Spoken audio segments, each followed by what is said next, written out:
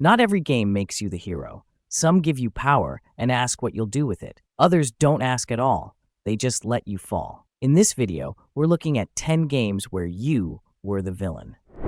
There is a slow, sinking sensation that takes hold when playing the darkness, like being pulled under by something ancient, merciless, yet inextricably bound to you. Released in 2007 for PlayStation 3 and Xbox 360, this first-person shooter from Starbreeze Studios, best known for the Chronicles of Riddick games, delivers a gripping blend of mobster drama and supernatural horror. The story takes center stage. Set in a gritty 1990s New York City, you step into the role of Jackie Estacado, a hitman for the Franchetti crime family who unknowingly becomes the vessel for an eldritch force known as the Darkness. Instead of the usual story where power makes a person heroic, Jackie is forced to change.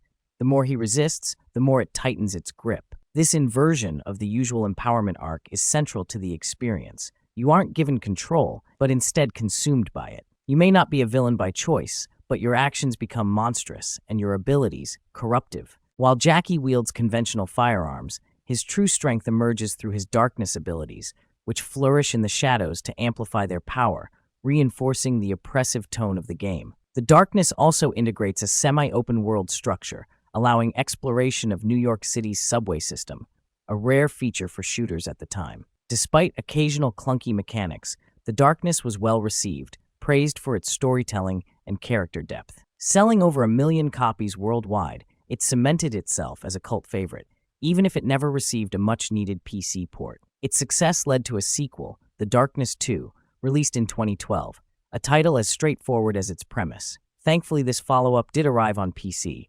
continuing Jackie's descent into the supernatural and further refining the brutal elegance of its combat.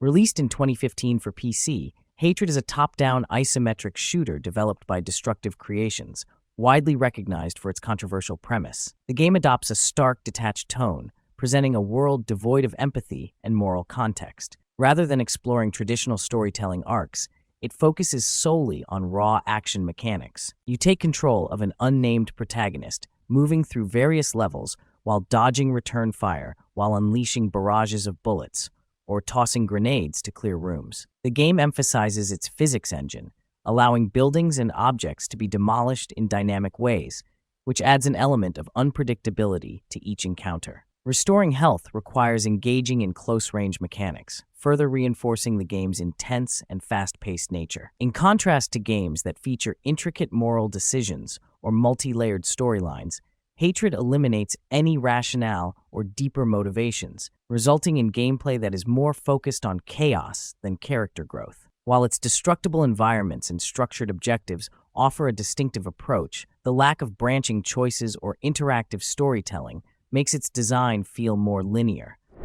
There's a rhythmic pulse to Skul, the hero slayer, a constant flow of adaptability, motion, and resilience. This 2D roguelite action platformer, developed by Southpaw Games and released in 2021 for PC, Nintendo Switch, PlayStation, and Xbox, turns the traditional hero narrative upside down. Instead of stepping into the role of a noble warrior, you play as Skul, a tiny skeleton soldier in the Demon King's army, seeking to rescue his captured king from invading human forces. While you're technically the villain in this world, the story reframes that perspective. The so-called heroes are far from noble, arrogant, destructive, and ruthless, making Skul's journey feel more like a rebellion against tyranny than an act of villainy. The game's standout mechanic is its skull swapping system, allowing Skul to exchange his head for a wide range of skulls, each representing a distinct class. From swift assassins to brute berserkers to powerful magic wielders, every swap reshapes your attack style and strategy, ensuring constant evolution in combat. This ever-shifting identity keeps gameplay fresh and reinforces the idea that power isn't fixed.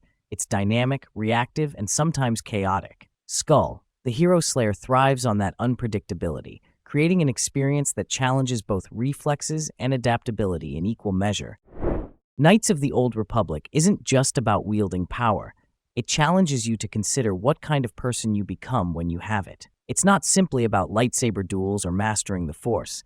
It's a gradual unraveling of identity, morality, and the sacrifices you're willing to make along the way. Released in 2003 for Xbox and later expanded to PC, iOS, Android, and Switch, This turn-based RPG from BioWare remains one of the most celebrated entries in Star Wars gaming. Essentially, this game has a morality system that keeps tabs on all your choices, whether it's what you say in conversations or big decisions in the story. These choices then change how the galaxy sees you and ultimately affect how your journey ends. The dark side is seductive, offering devastating abilities and a philosophy built on power and control. The gameplay mirrors this pull, with a branching morality system that alters your relationships, mission outcomes, and force abilities. Light side users excel in healing and defense, while dark side practitioners wield destructive and dominating powers. This transformation isn't just aesthetic, it fundamentally alters the way the story unfolds, affecting how characters treat you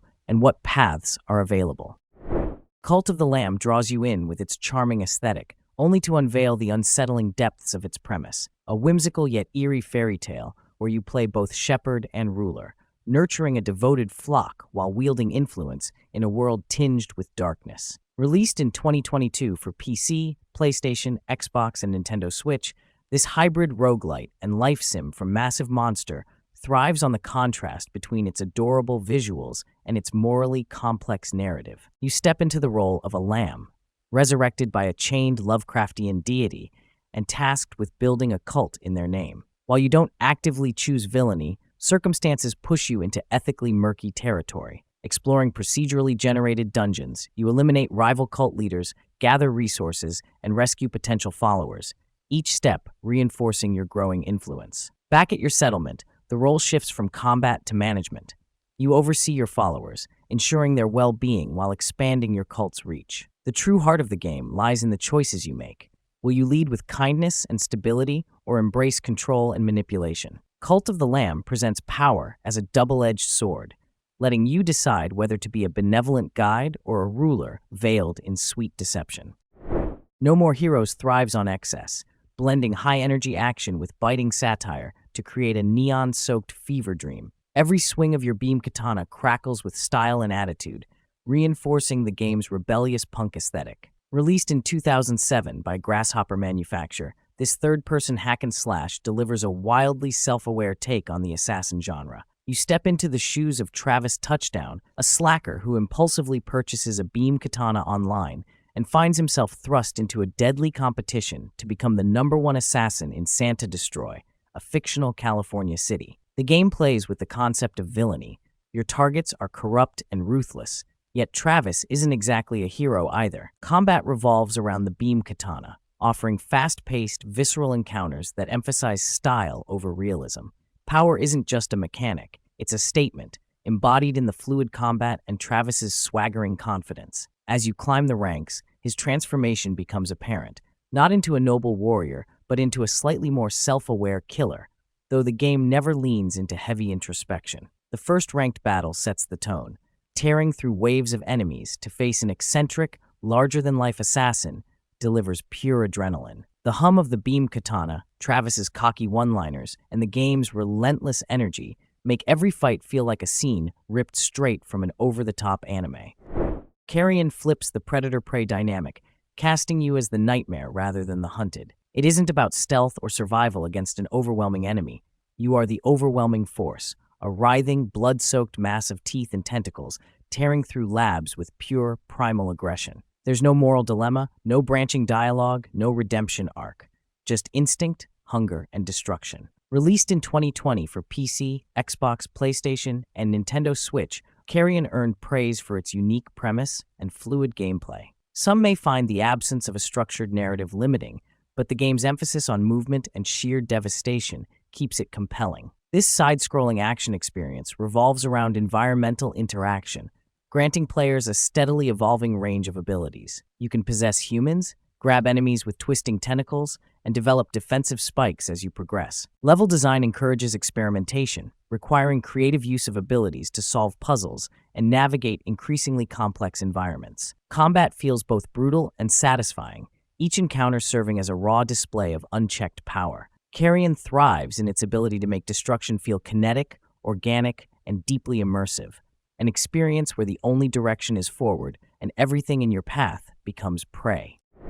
Shadow of the Colossus subverts traditional notions of heroism, forcing you to question whether your actions are truly noble. Unlike most games where villainy is either a choice or an explicit role, this journey unfolds with quiet unease. The game doesn't explicitly tell you that you're becoming something darker. It reveals it through evolving visuals, shifting music, and hauntingly somber animations. Originally released in 2005 for PlayStation 2, with a remastered edition for PS3 and a full remake for PS4 in 2018, Shadow of the Colossus is an action-adventure masterpiece developed by Team Ico and directed by Fumito Ueda. You step into the role of Wander, a young warrior who ventures into a forbidden land to resurrect a girl named Mono. To achieve this, he makes a pact with Dorman, a mysterious entity, agreeing to defeat 16 colossi scattered across the landscape. At first glance, the quest appears noble: slay great beasts to restore the life of someone dear. But as each battle unfolds, the morality of Wander's mission becomes increasingly unsettling. The weight of his actions lingers, questioning whether the price of salvation is worth the destruction left behind.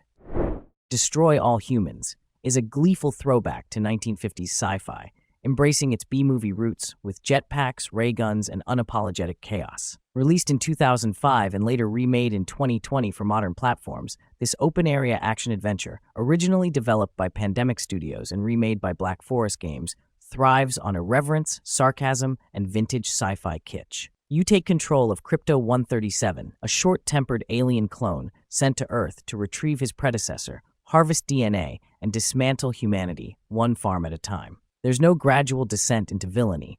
Domination is the mission from the outset, with the game fully embracing its tongue-in-cheek approach. Humanity is merely a resource, walking bundles of Furon-compatible DNA, and every ability unlocked is designed to maximize the fun of their subjugation. Your arsenal of alien technology grows as the chaos escalates. Disintegrator rays, psychokinesis, mind reading, and the infamous probe all come with exaggerated flair. Disguising yourself as humans, extracting brains, and leveling buildings with your saucer's death ray turns every mission into controlled destruction. With sharp mission design that balances creativity and carnage, Destroy All Humans ensures that indulging in extraterrestrial mayhem is nothing short of entertaining. From the moment you step into the sand-choked ruins of Dubai, Spec Ops, The Line, establishes itself as something far removed from a standard military shooter. There's a suffocating tension in the air, an unsettling weight that lingers over every firefight, making victory feel less like triumph and more like survival. Released in 2012 by Jaeger Development for PC, PS3, and Xbox, Spec Ops, The Line draws you in with the familiar mechanics of a third-person cover shooter before unraveling into something far more disturbing. You take on the role of Captain Martin Walker, leading a squad through a sandstorm-ravaged Dubai in search of survivors. But with every step forward, the mission shifts from straightforward reconnaissance to a psychological descent into moral ambiguity. The game doesn't force you into evil. Instead, it traps you within the illusion of control, making each decision feel logical until the full weight of its consequences settles in. I expected something generic, and what I got was a mirror held up to every shooter I'd ever played. The emotional high point wasn't a thrilling battle. It was that sinking moment when I realized I wasn't the good guy, and maybe never had been. The game doesn't moralize or offer redemption. It just asks if you noticed. The final scenes, depending on your choices, don't offer closure. They just reflect the fallout of your journey.